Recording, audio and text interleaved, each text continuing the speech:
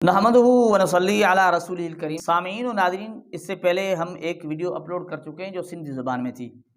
جس میں اللہ جل جلالہ کے ہر جگہ پر ہونے یا عرش پر ہونے پر گفتگو کی گئی۔ اب ظاہری بات ہے، دوستوں نے کہا کہ بھائی وہ اردو میں ہونی چاہیے تاکہ ہمیں سمجھ میں آ جائے، تو اب ان کا حرف بحرف لفظ بلفظ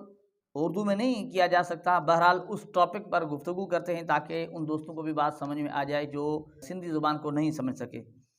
تو ناظرین کرام، اب دیکھیں، غیر مقلدین جو کہتے ہیں کہ اللہ جل جلالہ فقط عرش پر ہیں اور کہیں بھی نہیں ہے، اللہ کی ذات کے متعلق یہ کہتے ہیں، اور اس میں وہ دلائل پیش کرتے ہیں کہ الرحمن علی العرش استویٰ، اور آیات جس طرح ثم استویٰ علی العرش، اس طرح کی آیات پیش کرتے ہیں، اور ایک دو کو کچھ احادیث یا عقلی دلائل جو وہ دیتے ہیں، آپ نے سنے ہوں گے کہ بھئی بندہ ہاتھ اٹھاتا ہے اوپر، کیونکہ ہاتھ اوپر اٹھاتا ہے، اللہ اوپر اس لیے، اور کہتے ہیں کہ بچے سے پوچھو اللہ کہاں ہے تو انگلی اوپر اٹھائے گا، یعنی اس طرح کی وہ باتیں کرتے ہیں، اور پھر کہتے ہیں کہ اللہ جل جلالہ ہر جگہ کیسے ہوگا، کیوں ہوگا، یہ ہو نہیں سکتا، یعنی اس طرح کی وہ باتیں کرتے ہیں۔ تو اس کے متعلق وہ گفتگو کی گئی تھی، ہم یعنی یوں سمجھو کوشش کریں گے کہ اختصار کے ساتھ وہ چیزیں آپ کے سامنے لائیں۔ تو ناظرین اکرام، ہم نے آپ کو پہلے یہ بتایا کہ غیر مقلد اپنے مسلب کے لیے قرآن کو بھی چھوڑ دیتا ہے، ویسے یہ دعویٰ تو کرتا ہے، اس میں کوئی شک نہیں، کہتا کہ ہم قرآن و حدیث کے علاوہ کسی بات کو نہیں مانتے، لیکن اپنے مسئلے کی وجہ سے ان دونوں چیزوں کو چھوڑ بھی دیتا ہے۔ اب دیکھیں ناظرین کرام، جہاں تک غیر مقلدین کی بات ہے کہ اللہ تعالیٰ عرش پر ہے، الرحمن علی العرش استویٰ، اور کہیں بھی نہیں ہے، تو اس میں غیر مقلدین کی دو باتیں آ گئیں، یعنی دعویٰ کے اندر دو باتیں، ایک یہ کہ اللہ عرش پر ہے اور کہیں بھی نہیں ہے، یعنی اب ان کو یہ چیز ثابت کرنی چاہیے کہ اللہ تعالیٰ عرش پر ہیں اور کہیں بھی نہیں ہے، اور جگہ کی نفی بھی ثابت ان کو کرنی چاہیے، جس طرح ان کا دعویٰ ہے۔ اب ان سے پوچھیں کہ الرحمن علی العرش استویٰ، عرش پر ہے، جب ہم سے یہ پوچھتے ہیں کہ عرش پر ہے سے کیا مراد ہے، بیٹھے ہوئے ہیں، لیٹے ہوئے ہیں، کھڑے ہوئے ہیں، کس طرح ہیں، تو وہاں کیا کہیں گے کہ الاستواء معلوم وکیف مجہول والسؤال عنہ بدعۃ، کہ بھئی یہ چیز معلوم نہیں ہے کہ کس طرح ہے، تو پھر وہ آپ کیسے کہتے ہیں کہ اللہ تعالیٰ عرش پر، جب ان کا آپ کو علم نہیں ہے نا، پھر آپ اپنی طرف سے کیفیت کیوں بیان کرتے ہیں کہ وہاں رہتے ہیں، جب آپ خود کہتے ہیں کیفیت معلوم نہیں ہے۔ اچھا، اب وہ ایک دو آیات تو پڑھتے ہیں، اب وہاں اس طرف اگر ہم دیکھیں کتنی آیات آتی ہیں، بہت ساری آیات آ رہی ہیں، مثلا وَهُوَ مَعَكُمْ أَيْنَمَا كُنْتُمْ، کہ وہ تمہارے ساتھ ہے جہاں بھی تم ہو۔ اب یہاں کیا کہتے ہیں غیر مقلد کہ اس سے مراد علم ہے، بھئی مراد آپ نے یہ مراد کہاں سے لیا؟ اگر اللہ نے بتایا آپ کو تو وہ آیت پڑھ دیں، اگر رسول اللہ صلی اللہ علیہ وسلم نے فرمایا تو آپ وہ حدیث پیش کر دیں کہ رسول اللہ نے فرمایا کہ اس سے مراد یہ ہے۔ اب دیکھیں، اللہ جل جلالہ نے قرآن پاک میں سورۃ المجادلہ میں کہا کہ ما یکون من نجویٰ ثلاثۃ الا هو رابعهم ولا خمسۃ الا هو سادسهم ولا ادنی من ذلک ولا اکثر الا هو معهم اینما كانوا، تین سرگوشی کر رہے ہیں تو چوتھا اللہ ہے، چار سرگوشی کر رہے ہیں تو پانچواں اللہ ہے، پانچ سرگوشی کر رہے ہیں تو چھٹا اللہ ہے، یعنی کم ہوں زیادہ ہوں جتنے بھی ہوں، وَهُوَ مَعَهُمْ أَيْنَمَا كَانُوا، اللہ تعالیٰ ان کے ساتھ ہے وہ جہاں بھی ہوں۔ یہ اللہ جل جلالہ خود کہہ رہے ہیں کہ میں ساتھ ہوں۔ اب آپ نے دیکھا، اب ایک اور آیت دیکھ لیں، وَنَحْنُ أَقْرَبُ إِلَيْهِ مِنْكُمْ وَلَٰكِن لَا تُبْصِرُونَ، کہ بھئی اب بندہ جب فوت ہونے لگتا ہے تو ان کے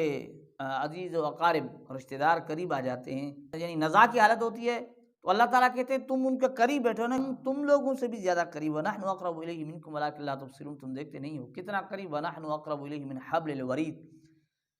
ہاں شہرگ سے بھی قریب ہیں، یہ خود اللہ تعالیٰ کہہ رہے ہیں۔ اچھا، ایک جگہ اور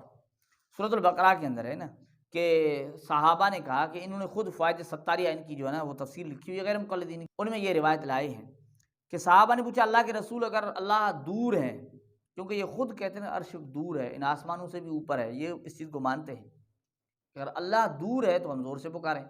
اگر اللہ قریب ہے تو ہم آہستہ پکاریں، تو اس پر آیت نازل ہوئی وَإِذَا سَأَلَكَ عِبَادِي عَنِّي فَإِنِّي قَرِيب، کہ میرے بندے آپ سے جب یہ سوال کرتے ہیں، یعنی میرے متعلق پوچھتے ہیں، تو انہیں کہیں کہ فَإِنِّي قَرِيب، کہ میں قریب ہوں۔ اب یہ اللہ تعالیٰ خود کہہ رہے ہیں۔ اور پھر سورۃ توبہ کے اندر ہے نا کہ حضرت ابوبکر صدیق رضی اللہ تعالیٰ عنہ، حضور صلی اللہ علیہ وسلم ہجرت والے سفر میں غار ثور میں جب حضرت ابوبکر صدیق رضی اللہ تعالیٰ عنہ نے دیکھا کہ کفار قریب آ چکے ہیں، تو یعنی ایک گھبراہٹ سی ہوئی، تو اس وقت اللہ کے رسول نے کہا کہ لا تحزن ان اللہ معنا، کہ آپ غم نہ کریں کہ اللہ تعالیٰ ہمارے ساتھ ہیں، اللہ تعالیٰ ہمارے ساتھ ہیں۔ یہ رسول اللہ صلی اللہ علیہ وسلم بخاری شریف میں بھی وہاں الفاظ ہیں کہ اللہ کے رسول نے فرمایا ما ظنک باثنین یا ابا بکر ما ظنک باثنین اللہ ثالثہما، اے ابو بکر تم کیا گمان رکھتے ہو ان دو کے بارے میں جن کا تیسرا اللہ ہے۔ اب دیکھیں گنتی کر کے بتائی جا رہی ہے کہ دو، ایک اللہ کے رسول، ایک حضرت ابوبکر صدیق، تیسرا وہ کہاں کون ہے وہاں کہ اللہ ثالثہما، کہ اللہ تعالیٰ تیسرا ہے۔ اب حدیث میں بھی یہ چیز آ رہی ہے، قرآن پاک میں بھی آ رہی ہے، اب کس طرف ہے؟ فَأَيْنَمَا تُوَلُّوا فَثَمَّ وَجْهُ اللَّهِ، جس طرف دیکھو اس طرف اللہ جل جلالہ ہے، یہ خود اللہ تعالیٰ کہہ رہے ہیں۔ اور پھر بخاری شریف کے اندر ہے کہ انکم لا تدعون الصم ولا غائبا، تم کسی بہرے اور غائب کو نہیں پکار رہے ہو، مجھے بتائیں جو غائب نہیں ہے وہ کیا ہے؟ حاضری تو ہوتا ہے نا۔ اب دیکھیں اللہ جل جلالہ نے یہ اتنی آیات آ چکی ہیں، حدیث کے اندر بھی یہ چیز آ رہی ہے، اور بھی احادیث کے اندر اور قرآن پاک کی آیات کے اندر یہ چیز وضاحت سے آ رہی ہے۔ تو دی کا جو بیان تھا اس میں اس چیز پر گفتگو کی گئی کہ اللہ جل جلالہ خود کہہ رہے ہیں، اللہ تعالیٰ خود کہہ رہے ہیں کہ میں تمہارے ساتھ ہوں، تم جہاں بھی ہو۔ اب یہ قرآن پاک کی آیات ہیں، احادیث میں بھی اس چیز کی وضاحت آ رہی ہے۔ اچھا یہ وہ ایک اور دلیل پیش کرتے ہیں کہ معاویہ بن حکم، کوئی باندی والا جو ہے نا واقعہ پیش کر رہے ہیں کہ وہ باندی سے اللہ کے رسول نے کہا کہ اللہ کہاں ہے، این اللہ، دیکھیں اللہ کی ذات کے متعلق پوچھا رہا ہے اللہ کہاں ہے، اور جواب مل رہا ہے کہ ہوا فی السماء، اللہ فی السماء۔ اب اس سے دلیل پکڑتے ہیں، ہمیں سمجھاتے ہیں کہ اللہ عرش پر ہے، اب باندی نے جواب دیا کہ اللہ آسمان میں ہے۔ اب اس میں اپنی دلیل بناتے ہیں، حالانکہ ان کی دلیل نہیں بنتی، دلیل ہماری بن رہی ہوتی ہے۔ اب دیکھیں اس وقت جو شرک کیا جا رہا تھا، بت پرستی کا، بتوں کو پوجا جا رہا تھا، 360 بت رکھے ہوئے تھے نا، تو اللہ کے رسول جب پوچھ رہے ہیں کہ ایک یعنی ذہنیت لی جا رہی ہے کہ ان کے نزدیک اللہ کس کو مانا جا رہا ہے، کہ بتوں کو مانا جا رہا ہے، تو جب باندی نے کہا ہوا فی السماء تو پتہ چلا کہ ان چیزوں کو نہیں مانا جا رہا، اللہ کی ذات کو مانا جا رہا ہے، کیونکہ اللہ تو عرش پر بھی ہے، آسمانوں میں بھی ہیں، کہ وَهُوَ اللَّهُ، یہ قرآن پاک کی آیت ہے، وَهُوَ اللَّهُ فِي السَّمَاوَاتِ وَفِي الْأَرْضِ، یہ اللہ نے دیکھیں عرش کا بھی تذکرہ کیا، عرش پر ہونے کا تذکرہ کیا، آسمانوں میں وَهُوَ اللَّهُ فِي السَّمَاوَاتِ وَفِي الْأَرْضِ، آسمانوں میں اور زمین میں، آمنتم من فی السماء، آسمان میں، عرش پر بھی قرآن پاک میں آیا ہے، آسمان میں بھی آیا ہے، زمین پر بھی آیا ہے، وَهُوَ مَعَكُمْ أَيْنَمَا كُنْتُمْ، جہاں بھی ہو تمہارے ساتھ ہے، فَأَيْنَمَا تُوَلُّوا فَثَمَّ وَجْهُ اللَّهِ، جدھر دیکھو اللہ تعالیٰ کا چہرہ ہے، اللہ کی ذات ہے۔ تو مجھے بتائیں کہ اللہ نے ان ساری چیزوں کو ذکر کیا، ہم سب پر ایمان لاتے ہیں کہ ہر جہاں جہاں اللہ نے بتایا ہے، جہاں اللہ نے عرش پر بتایا ہم کہتے ہیں عرش پر بھی ہے، آسمان میں بتایا ہم کہتے ہیں آسمان پر بھی ہے، وَهُوَ مَعَكُمْ أَيْنَمَا كُنْتُمْ، اللہ تعالیٰ کہتے ہیں جہاں بھی ہو، ہم کہتے ہیں ہر جگہ۔ تو مجھے بتائیں جو قرآن کی تمام آیتوں کو مانے وہ ٹھیک ہے،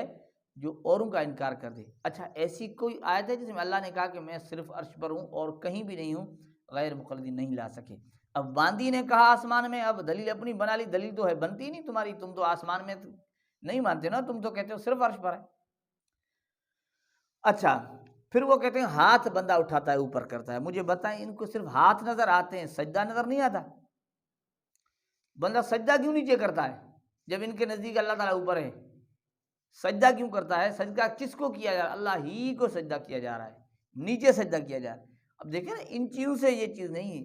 قرآن پاک میں احادیث میں اس چیز کی وضاحت آ رہی ہے۔ اب مختصراً اگر آپ کو یہ چیز سمجھنی ہے، یہ سمجھ لیں کہ اللہ کے لیے قرب و بعد ہے نہیں،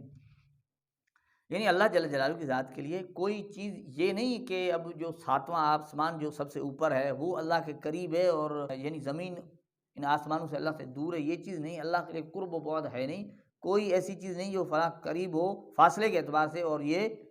دور ہو، اللہ تعالیٰ کے لیے کوئی قرب و بعد والا معاملہ نہیں ہے۔ تو بتائیں حاضر و ناظر پھر کیسے ہوگا؟ یہی تو ہوتا ہے نا، اللہ کے لیے کوئی فاصلہ ہی نہیں ہے۔ تو ناظرین کرام، امید ہے کہ آپ کو بات سمجھ آ گئی ہوگی۔